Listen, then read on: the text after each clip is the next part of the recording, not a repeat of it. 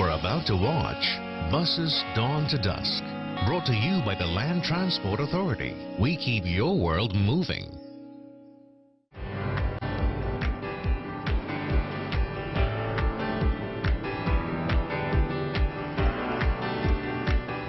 In the previous episode, we have seen how the new bus contracting model changes the industry so that commuters can enjoy timely and reliable services. But is it enough to keep Singapore commuters happy? And how future-ready is our bus industry? Let's find out. Ryan, please remember to keep within the lane. Okay.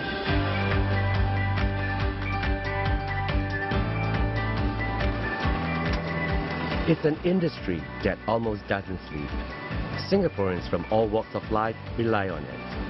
Nearly 6,000 buses running 52,000 trips a day to serve more than 5 million people. How all the bus captains work together with various bus professionals will affect our commuting experiences in a big way. Where they are going, Hairani Muhammad Mokhtar is one of the new recruits in the 7th intake at the Singapore Bus Academy. For Hairani, a civil servant turned bus captain, driving a bus is an entirely new skill.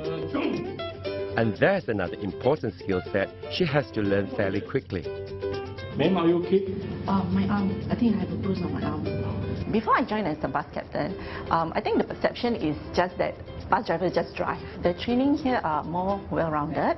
We are taught how to handle equipment and also service literacy. It gives the bus captain the confidence, the right knowledge to deliver good service to the commuter.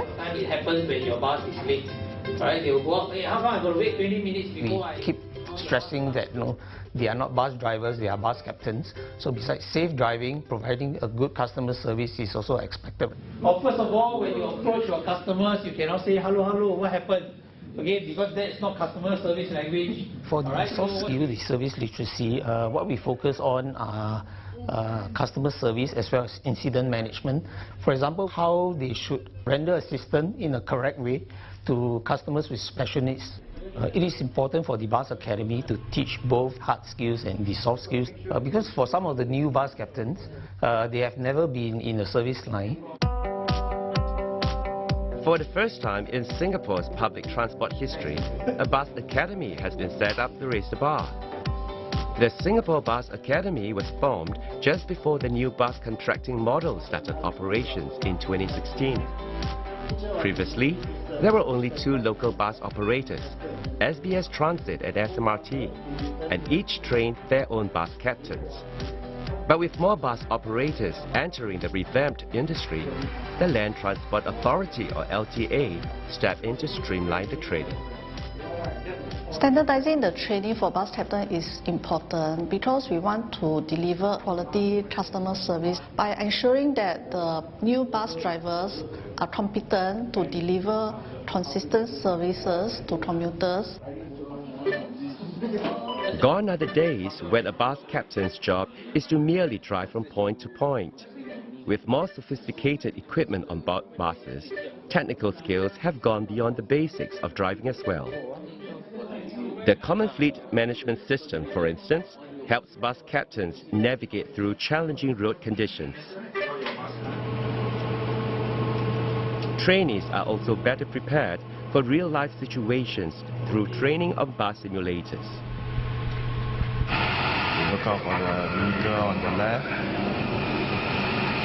Stop. The interior of the simulator is modeled exactly to the various bus models in the industry. So whatever he sees will be as close as in real life as if he's driving a bus.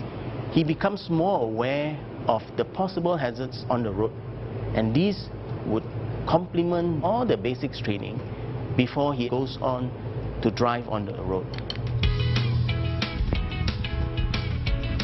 After the 5-day drill at the academy, trainees move on to their practical driving given by their employer.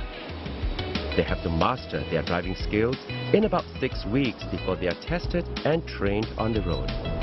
The training program of the Singapore Bus Academy addresses the competency gaps identified by each of the bus operators so that we can equip the new bus drivers with the necessary core competency that will help them do their job better.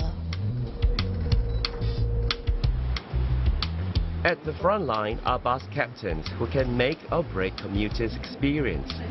But hardware such as buses, bus stops and interchanges impact their journey as well. Over the last few years, LTA has ramped up efforts to provide better bus infrastructure across the city-state. 3, 2, 1, go! Just before the bus industry entered a new era with the implementation of the bus contracting model in 2016, LTA held the inaugural bus carnival at various locations. Here, commuters learned how the bus industry had evolved over the years. They also had a chance to board 2 concept buses with new features such as 3 doors, seats with headrests and USB ports. And LTA took on board the public's feedback when designing new transport solutions. LTA strives to be commuter-centric. We are in fact trialing the 3-door concept bus. We have also implemented the USB charging ports. The 3-door concept bus hopes to achieve faster boarding and alighting. By having a dedicated 3rd door just for alighting passenger, we hope to achieve better commuter flow so that the alighting and boarding can be smoother. In future, commuters can benefit from more new technology such as the information display system with audio announcement. This will help visually challenged commuters as well as people who are unfamiliar with the bus routes or destination stops. Commuters can also expect hassle-free rides by using contactless, credit or debit cards to pay their fares. They can also expect more convenience with additional integrated transport hubs that connect bus interchanges and train stations.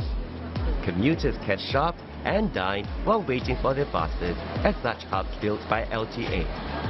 With LTA owning the buses and infrastructure under the bus contracting model, we can respond faster to the changing demand and expectation of commuters.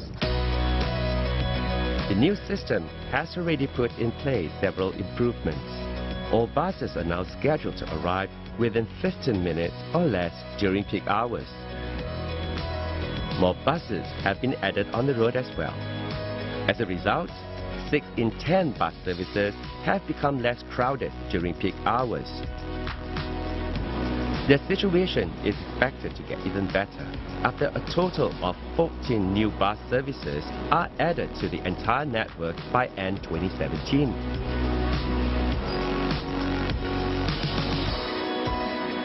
We have seen how the bus contracting model has enhanced bus infrastructure.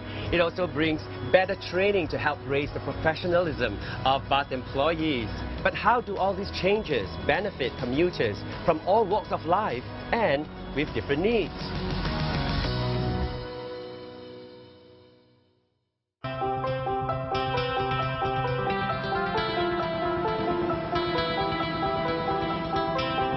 There are now 4 public bus operators providing over 300 bus services each day in Singapore.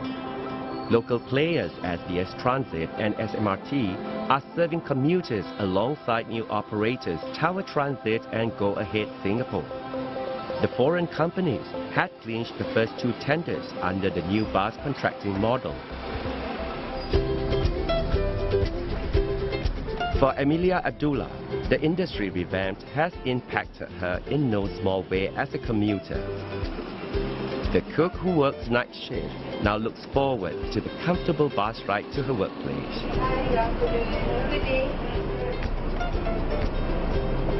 The bus system in Singapore have improved over the years. Examples like the seats, they are more comfortable now. Singapore may be a small city-state of only 700 square kilometers. But long, uninterrupted bus journeys could often take more than an hour from one end of the island to the other. Still, Amelia prefers bus rides to other forms of public transport. I work in the east, but I stay in the west. So when I take the bus from Taman Jurong to Chai Chee, usually it will take around 1.5 hours to 2 hours. Depends on the traffic flow. Apart from resting in the bus, I really enjoy looking out at the beautiful scenery of Singapore that changes over the years. From data analytics, even though some of these long-haul bus services, such as Service 30, does not fill to the brim, there will still be certain groups of commuters who will benefit because they provide unique destination points. Long-haul bus services plays a very important role to complement the rail network. One particular corridor would be from the northeastern to the eastern region that we have introduced under the Bus Service Enhancement Program. Service 118 provides a unique connection from Punggol to the eastern region via Tampines and Changi Business Park.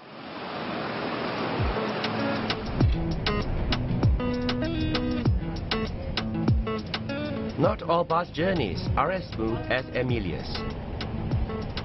Some bus routes face more challenging road conditions than others, especially during peak hours.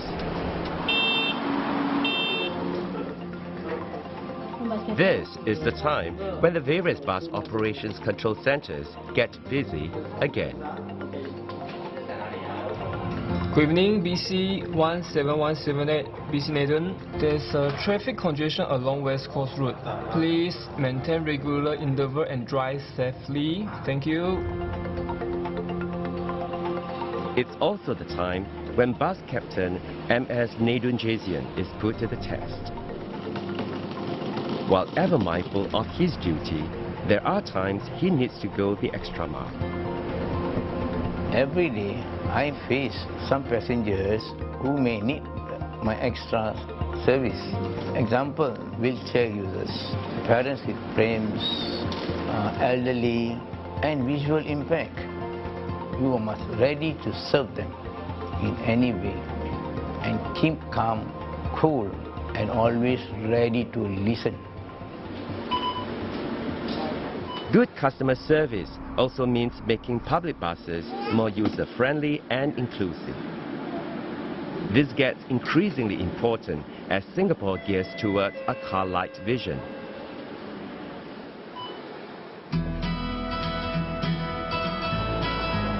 I remember when I was first starting to take the bus and I needed to find out which bus I could take. There was only a small handful of numbers that I was allowed to take or that was accessible for me. But now it's so much better because practically anywhere that I want to go now, I have a bus number that I can take. Feisty and independent, Teresa Goh never let her disability stop her from living a full life. The national para-swimmer has been taking public buses on her own since the age of 17. Often, it's to meet up with her friends or to go for her training. When I first started taking public buses on my own, I was self-conscious about other commuters. I didn't want to take up too much of their time. I didn't want to inconvenience them. Managing a wheelchair users, I will make sure the bus is parked correctly to bring down the ramp. When she board the bus, and make sure she don't, fall all these kind of things.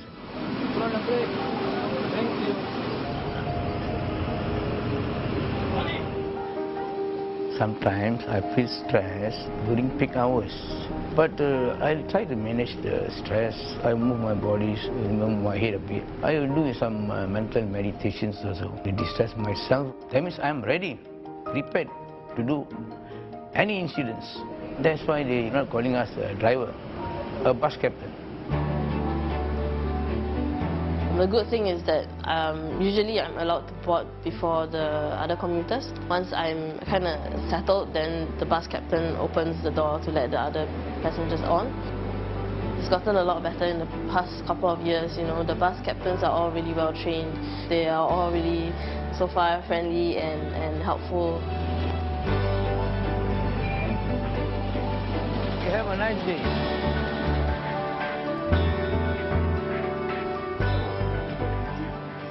Singapore's first wheelchair-accessible bus was launched in June 2006 by SBS Transit. Today, 9 in 10 buses are equipped with a ramp. By 2020, all public buses will be wheelchair accessible.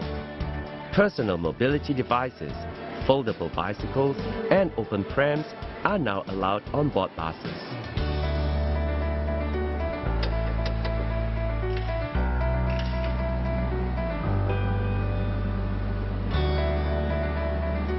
As an industry that serves Singaporeans day and night, it's not just the bus captains who have to work tirelessly. Who are the unsung heroes who keep our buses spick and span and their wheels turning without a glitch?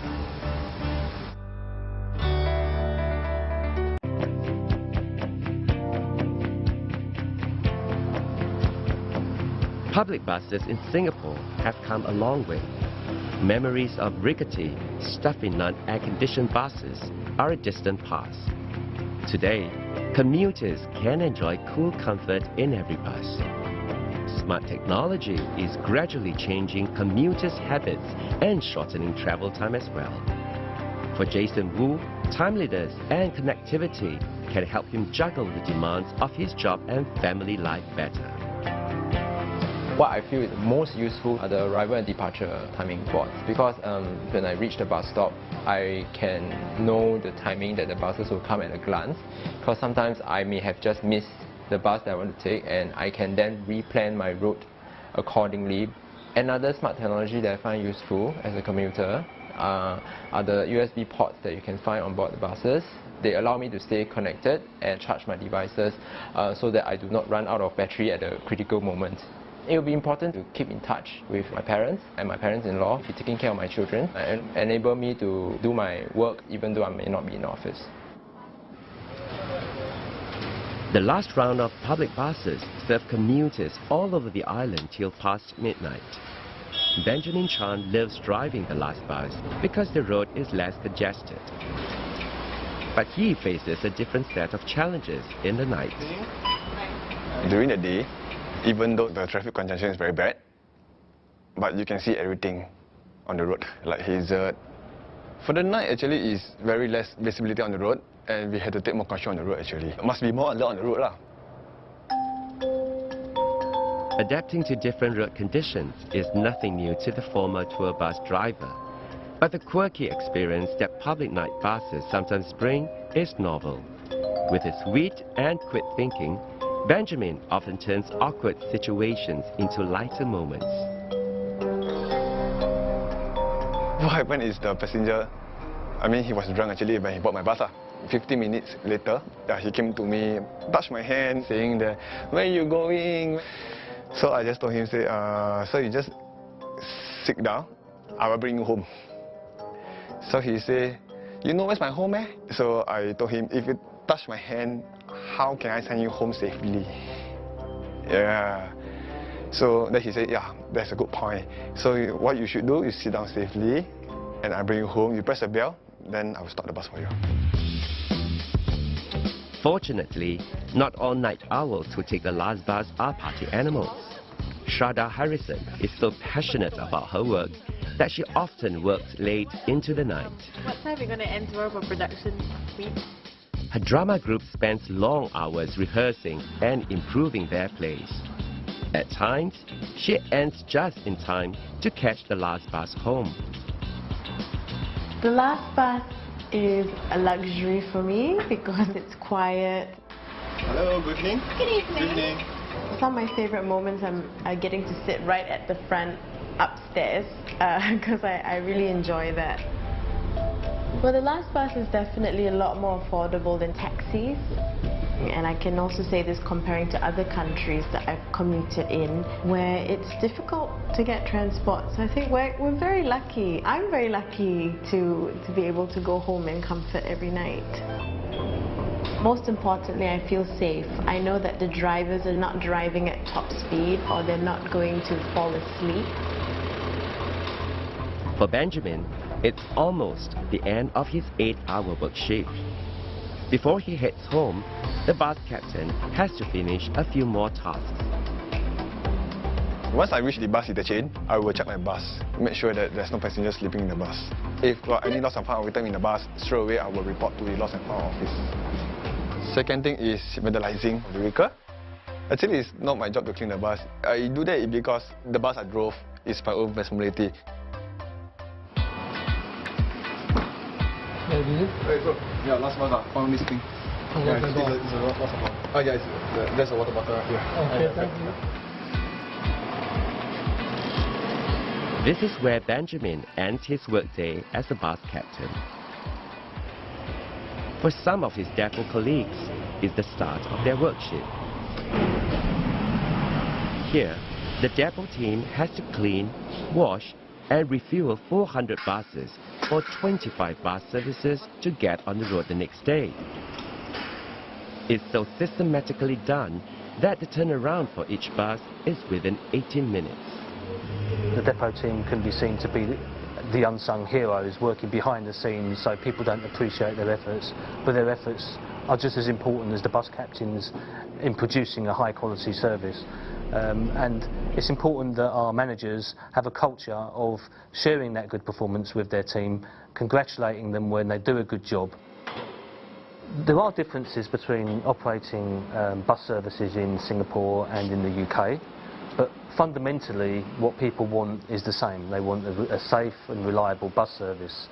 But we're also mindful as a foreign operator that the impetus is on us to bring new ideas to Singapore.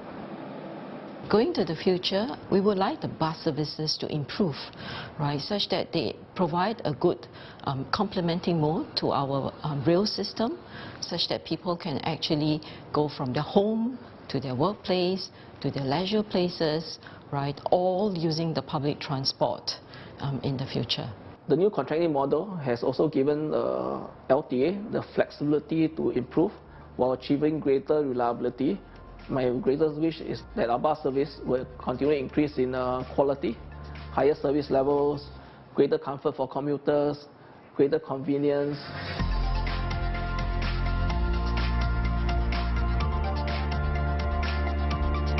Be they unsung heroes or frontline staff, they all play a part in serving us every day. The bus contracting model has raised the bar for everyone working in the industry, be it service or infrastructure. All the improvements are made with the commuters' interest at heart. Thank you for watching the final episode of Buses, Dawn to Dusk. Do enjoy your bus journey.